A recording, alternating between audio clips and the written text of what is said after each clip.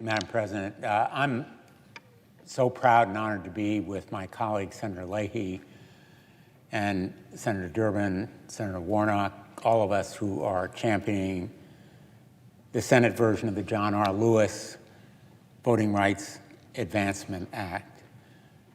I think any of us would be honored to be spearheading a bill named for one of our heroes. This bill has particular significance to all of us because we lived through the time, the summer of 1965, when state troopers mercilessly attacked John Lewis and 600 others as they crossed the Edmund Pettus Bridge in Selma, Alabama, in peaceful protest to protect their right to vote. In the wake of that attack, as the nation came together to grieve, President Johnson joined with Congress to pursue, as he put it, quote, an end to voting discrimination in America, end of quote. Roughly a week after the attack, President Johnson called for comprehensive voting rights legislation. And 2 days later, Congress announced that it would take up that legislation.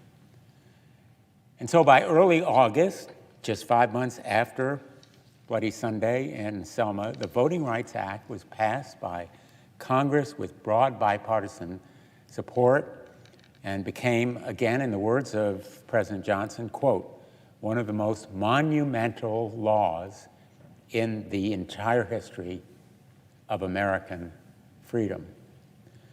Today, with the introduction of this legislation, we honor the legacy of John Lewis.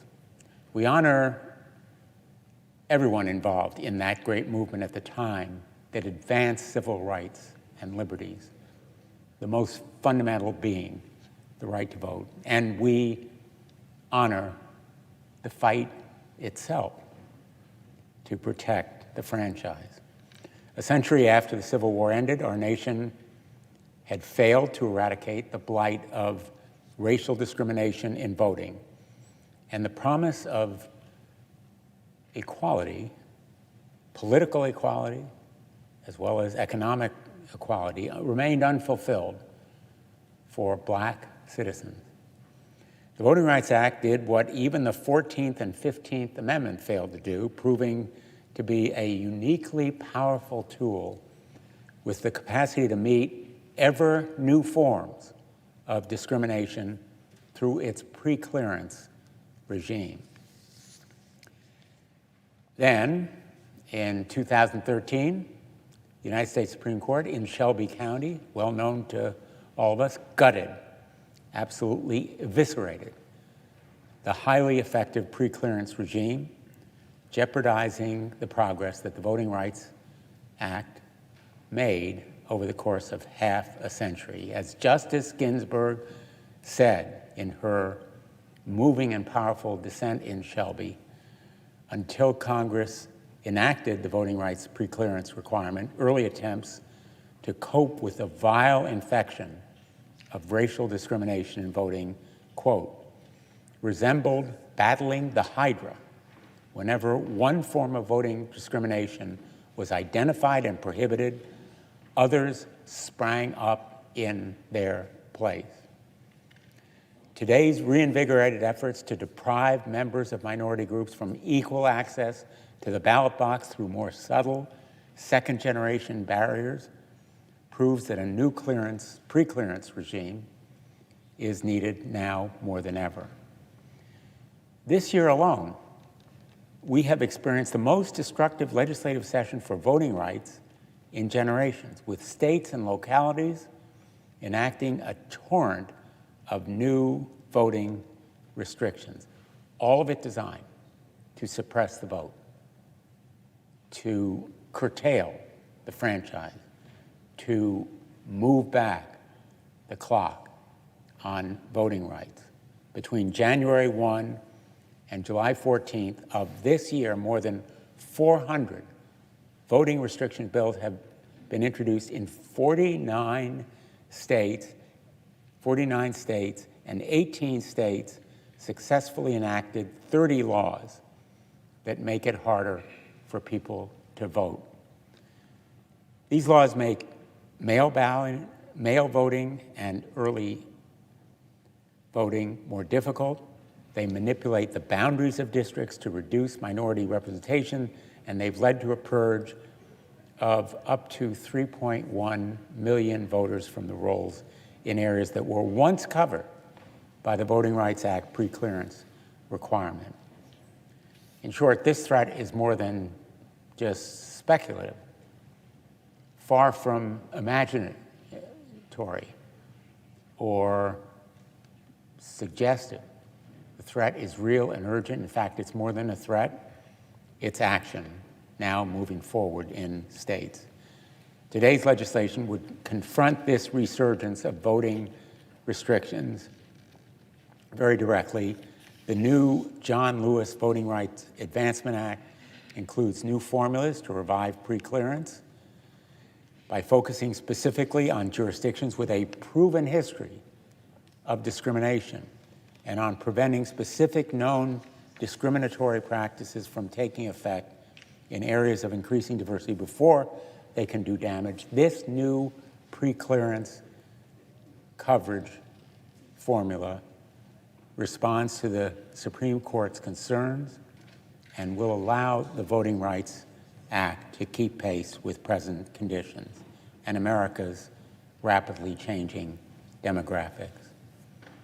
The bill also reinvigorates the Department of Justice's ability to challenge discriminatory laws already in effect, reversing the Supreme Court's latest attack on Section 2 of the Voting Rights Act in Brnovich versus Democratic National Committee. That 6-3 partisan decision was a stunning display of judicial overreach, a highly political, highly partisan decision that gives new meaning to the phrase judicial activism, a case of judicial overreach. Protecting the right to vote, very simply, should not be a partisan issue. In fact, voting rights are widely supported throughout American society on the left, right, center, private, and public sectors. Since the original inception of the Voting Rights Act in 1965, overwhelming bipartisan majorities of both houses of Congress reauthorized the Voting Rights Act 5 times.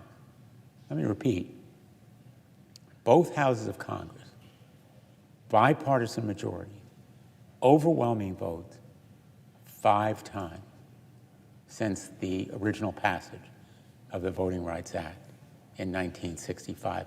And for nearly a century after the Civil War and before the Voting Rights Act, the scourge of racial discrimination in voting challenged our nation's core commitment to these ideals of democracy.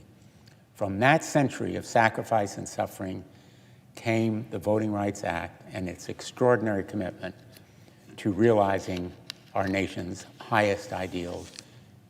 And for decades, it worked with bipartisan support overwhelmingly.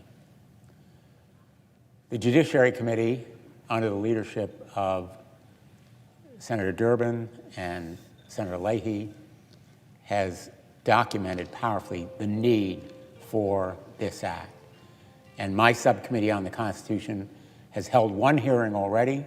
We will have another shortly that will set the record, in fact, provide the evidentiary support that the Supreme Court erroneously found lacking in its Shelby decision. As a tsunami of voter suppression bills crashes against the shores of our democracy, my hope is that today we can renew a bipartisan commitment to protecting voting rights in this country.